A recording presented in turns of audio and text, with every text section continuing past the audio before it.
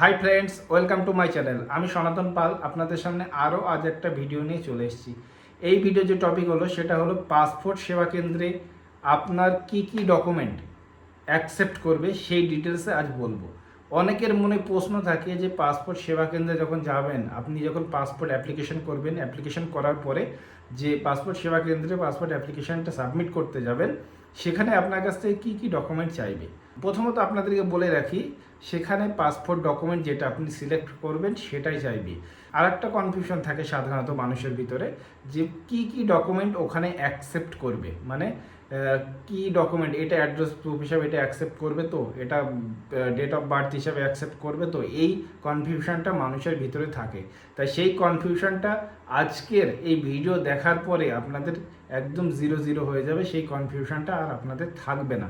মানে আমি এটাই বলতে চাইছি, কি কি ডকুমেন্ট অ্যাকসেপ্ট করবে পাসপোর্ট সেবা কেন্দ্রে সমস্ত ডিটেলসে আজ একটা ভিডিও বানিয়েছি।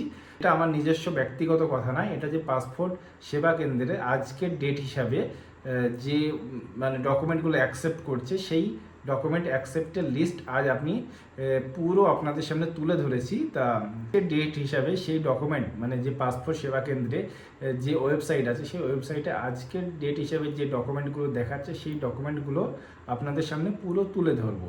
ভিডিওটা সম্পূর্ণ দেখবেন। ভিডিওটা একটু বড় হবে, বড় বলতে খুব বেশি বড় না, 10 থেকে 12 মিনিটের ভিডিওটা হবে। সম্পূর্ণ দেখলে আপনারা বুঝতে পারবেন যে আপনাদের কি ডকুমেন্ট ওখানে অ্যাকসেপ্ট করবে, মানে মনের ভিতরে কোনো কনফিউশন থাকবে না।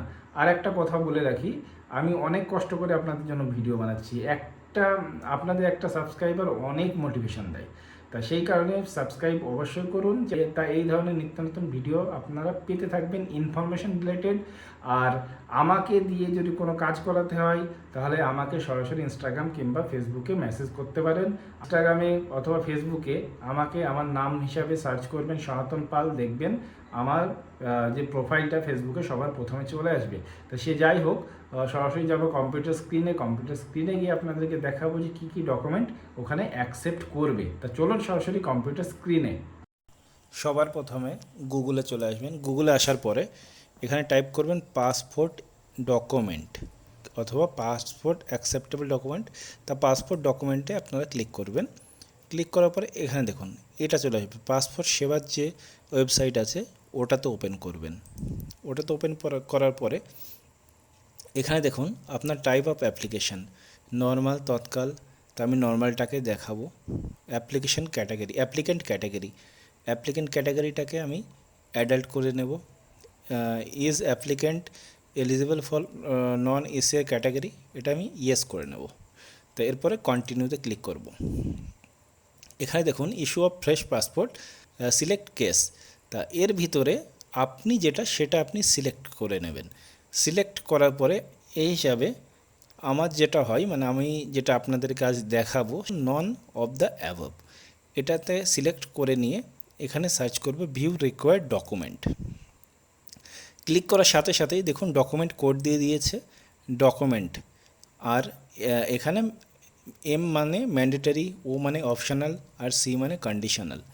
তা এর ভিতরে দেখুন 7002 আর একটা কোড দিয়ে দিয়েছে proof of date of birth, এটাও ম্যান্ডেটারি।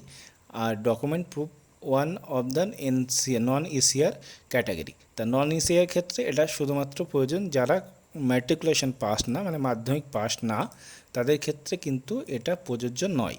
ওকে, তা সেই অনুযায়ী আগে থেকে এটা বাদ দিয়ে দিলাম। ওকে, তা এর পরবর্তীতে প্রুফ অফ প্রেজেন্ট অ্যাড্রেস, এই বিষয়টা দেখে নেব কি কি ডকুমেন্ট এখানে অ্যাকসেপ্ট করবে।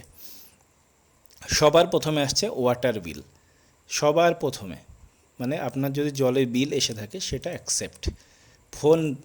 টেলিফোন বিল, ল্যান্ডলাইন অথবা পোস্টপেড মোবাইল বিল, এর দুটোর ভিতরে যে কোনো একটা থাকলে অ্যাকসেপ্টেবল। ইলেকট্রিসিটি বিল, এটাও acceptable. Income tax assessment order, এটাও অ্যাকসেপ্টেবল। আর এরপরে দেখুন election commission photo ID card, মানে যেটা ভোটার আইডি কার্ড বলে সেটাই। এরপরে দেখুন প্রুফ অফ গ্যাস কানেকশান, মানে গ্যাসের যে কানেকশান থাকে, গ্যাসের যে পাসবুক, ওটা দেখালেও আপনার এটা অ্যাকসেপ্টেবল। এরপরে দেখুন certificate from employer of রেপুটেড company on letter head, মানে আপনি যদি কোনো কোম্পানিতে কাজ করে থাকেন, সেখান থেকে ধরুন অনেক সময় কি হয়, বাড়ির বাইরে থেকে আপনি পাসপোর্ট করতে যাচ্ছেন, সেক্ষেত্রে কোম্পানির লেটার হেডেও কিন্তু অ্যাড্রেস প্রুফটা অ্যাকসেপ্টেবল, কিন্তু তাতে সিল থাকতে হবে, সিল প্লাস সিগনেচার থাকতে হবে। এরপরে দেখুন স্পাউস পাসপোর্ট কপি, মানে আপনার হাজব্যান্ড কিংবা ওয়াইফের যদি পাসপোর্ট থাকে সেক্ষেত্রে তিনার পাসপোর্ট কপি দিয়েও সেটা সম্ভব, কিন্তু দুটো অ্যাড্রেসই এক হতে হবে। এরপরে দেখুন parents passport copy in case of minor, যদি বাচ্চা হয় সেক্ষেত্রে তার মা বাবার পাসপোর্ট কপি দিয়েও এটা অ্যাড্রেসটা acceptable, first and last page. এর পরবর্তীতে দেখুন আধার কার্ড, এটা মোটামুটি সবার আছে, তা এটাও আপনি দিতে পারেন। রেন্ট এগ্রিমেন্ট, মানে যদি আপনার ভাড়া বাড়ি থাকেন তাহলে সেক্ষেত্রে আপনি রেন্ট এগ্রিমেন্ট দিয়েও কিন্তু আপনি এটা অ্যাড্রেস প্রুফ হিসাবে দিতে পারেন। Photo of passbook running bank account, তা পাসবুক মানে ব্যাঙ্ক অ্যাকাউন্টে যে যদি পাসবুক থেকে থাকে, কিন্তু পাসবুকটা ফটো সমেত থাকতে হবে, না হলে কিন্তু অ্যাকসেপ্ট করবে না। তা এখানে দেখুন কী কী, এর ভিতরে কিছু অপশান দিয়েছে।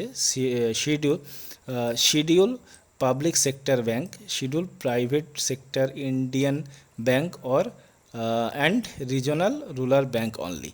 তা এই কটার ভিতরেই কিন্তু হতে হবে, তবেই আপনার এটা অ্যাকসেপ্ট করবে।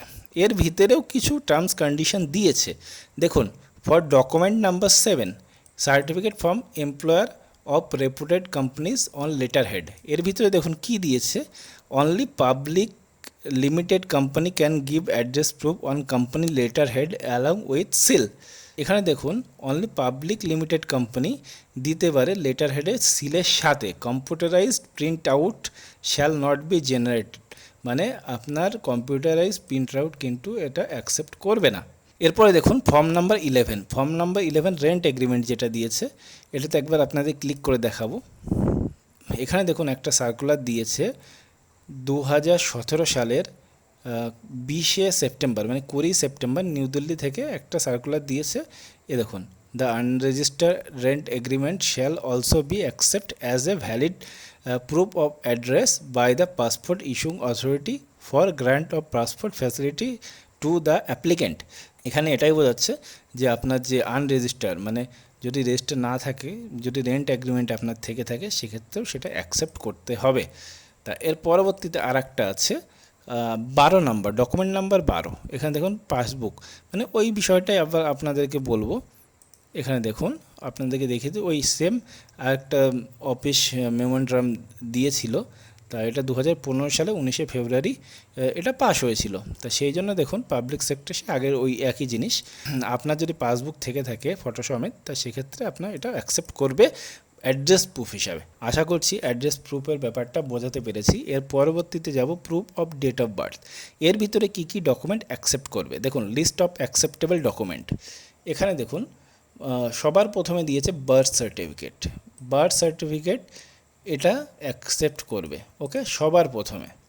এরপর দেখুন ট্রান্সফার অথবা school leaving certificate, matriculation certificate issued by school last attendant recognise educational board. এর ভিতরে আপনার যদি দেখুন transfer certificate, school leaving certificate অথবা ম্যাট্রিকুলেশন সার্টিফিকেট, এর ভিতরে তিনটের ভিতরে যদি একটা থেকে থাকে তাহলে সেক্ষেত্রে আপনি কিন্তু ওটা বার্থ প্রুফ হিসাবে দেখাতে পারেন। থার্ড নাম্বারটা policy bond issue by public life insurance corporation companies having date of birth holder of the insurance policy, মানে যেটা এলআইসি পলিসিতেও যে ডেট অফ বার্থটা থাকে সেটাও কিন্তু অ্যাকসেপ্টেবল। এরপরে দেখুন copy of extract of the service record applicant if the, যদি এটা গভর্নমেন্ট সার্ভেন্টের ক্ষেত্রে, তা এই জন্য অতটা ডিটেলস আর বলছি না, পেনশন পে অর্ডার টর্ডারগুলো এগুলো হয়, তা অতটা ডিটেলস এগুলো আমি জানাচ্ছি না। এরপরে দেখুন election photo identity card issue by the election commission of India, মানে ইলেকশন ফটো মানে ভোটার আইডি কার্ডে যদি আপনার ডেট অফ বার্থ মেনশন থাকে সেটাও কিন্তু acceptable. PAN card issue by the income tax department, যদি প্যান কার্ড থেকে থাকে, প্যান কার্ডে যে ডেট অফ বার্থ থাকে সেটাও কিন্তু acceptable. Driving licence issue by the transport department of concern state government, মানে স্টেট গভর্নমেন্ট থেকে যে ড্রাইভিং লাইসেন্স ইস্যু হয় সেটাও কিন্তু acceptable. A declaration given by the head of orphans child care home their official letter head of the organisation confirming the date of birth applicant. এটা যারা মানে অনেক বাচ্চারা চাইল্ড হোমে থাকে, চাইল্ড কেয়ার হোমে, তা তাদের ক্ষেত্রে কিন্তু এটা অ্যাকসেপ্টেবল। তা এর ভিতরে দেখুন দুটো ডকুমেন্ট যেটা দিয়েছে 4 আর 7। 4 নম্বর যেটা হলো সেটা হলো গভর্নমেন্ট সার্ভেন্টদের জন্য, এটা অতটা ডিটেলস আর আপনাদেরকে বললাম না, তা ওই কারণে এটা গভর্নমেন্ট সার্ভেন্টদের জন্য 4 নম্বর। আর 7 নম্বরটা দেখুন ড্রাইভিং লাইসেন্স, দেখুন কি দিয়েছে, আর acceptable proof of date of birth only it has price date of birth on the applicant. মানে যদি সঠিক এখানে মেনশন থাকে ডেট অফ বার্থ, অনেক সময় কি হয় শুধুমাত্র ইয়ার থাকে, শুধুমাত্র ইয়ার বলতে অনেক সময় ক্রস দিয়ে শুধুমাত্র ইয়ারটা থেকে যায়, সেটা থাকলে হবে না, সম্পূর্ণ ডেট অফ বার্থটা থাকতে হবে। আশা করছি আপনাদের proof of date of birth কী কী ডকুমেন্ট লাগবে সেটা বোঝাতে পেরেছি। তা আরও একবার আপনাদেরকে বলে দেবো কী কী, মানে একদম শর্ট ফর্মে। সবার প্রথমে বলো প্রুফ অফ অ্যাড্রেস। দেখুন প্রুফ অফ অ্যাড্রেস হিসাবে আপনি জলের bill, telephone bill, electrical bill, income tax return অথবা income tax assessment order, election মানে voter ID card, gas connection, তারপরে কোনো কোম্পানি থেকে লেটার হেড, তারপরে দেখুন স্বামী কিংবা ওয়াইফের পাসপোর্ট কপি দিয়ে আপনি দিতে পারেন, বাচ্চা হলে তার প্যারেন্টসের মানে তার বাবা মার পাসপোর্টের কপি দিতে পারেন, আধার কার্ড দিতে পারেন, রেন্ট এগ্রিমেন্ট দিতে পারেন, আর অথবা আপনার ব্যাঙ্ক অ্যাকাউন্ট। তা এইগুলো হলো লিস্ট অফ অ্যাকসেপ্টেবল ডকুমেন্ট, মানে আপনার অ্যাড্রেস প্রুফ হিসাবে। এর পরবর্তীতে আর একটা জিনিস দেখাবো, সেটা হলো একদম শর্টে দেখাবো proof of date of birth. তা ডেট অফ বার্থের ভিতরে birth certificate, school leaving certificate অথবা ম্যাট্রিকুলেশন সার্টিফিকেট, পলিসি মানে এলআইসি পলিসি যদি থেকে থাকে সেক্ষেত্রে আপনি পেয়ে যাবেন, মানে ডেট অফ বার্থ অ্যাকসেপ্ট করবে, ইলেকশন, ফটো আইডি মানে ভোটার আইডি কার্ড, তারপরে প্যান কার্ড, ড্রাইভিং লাইসেন্স। আর যারা মানে কি চাইল্ড কেয়ার অথবা হোমে থাকে তাদের ক্ষেত্রে তাদের যে হেড অফ দ্য অর্গানাইজেশন মানে যে তাদের হেড থাকে তার লেটার হেডেও কিন্তু এটা অ্যাকসেপ্ট করবে। আশা করছি আপনাদের অ্যাড্রেস প্রুফ আর ডেট অফ বার্থ প্রুফ নিয়ে কোনো প্রশ্ন নেই। যদি থেকে থাকে আমাকে কমেন্ট করে জানাবেন। আর একটা জিনিস একটুখানি দেখিয়ে দেবো, ভিডিওটা একটু লম্বা হচ্ছে, যদি আপনি সম্পূর্ণ ভিডিওটা দেখেন তাহলে বিষয়টা বুঝতে পারবেন যে আপনার কী কী ডকুমেন্ট পিএসকেতে নিয়ে যেতে হবে আপনার পাসপোর্ট বানানোর জন্য। এরপরে দেখুন যারা নন এসিআর ক্যাটাগরি তাদের জন্য কী কী ডকুমেন্ট চাইছে, তাদের জন্য একটা লম্বা লিস্ট দেওয়া আছে। এত লিস্ট আমি আর আপনাদেরকে বলছি না। সবার প্রথম আপনাদের বলে দিই, আপনার যদি ম্যাট্রিকুলেশন পাস থাকে তাহলে আপনার নন এসিআর পাসপোর্ট তৈরি হয়ে যাবে, কোনো অসুবিধা হবে না। আরও অনেক লম্বা লিস্ট আছে, সেগুলো অনেক বিস্তারিত অন্য একদিন বলবো। আশা করছি আপনাদের বোঝাতে পেরেছি পাসপোর্ট সেবা কেন্দ্রে কী কী ডকুমেন্ট নিয়ে যেতে হবে। তা চলুন দেখা হচ্ছে পরবর্তীতে এমন কোনো ভিডিও নিয়ে। ততক্ষণ সবাই ভালো থাকবেন, সুস্থ থাকবেন। জয় হিন্দ, জয় ভারত।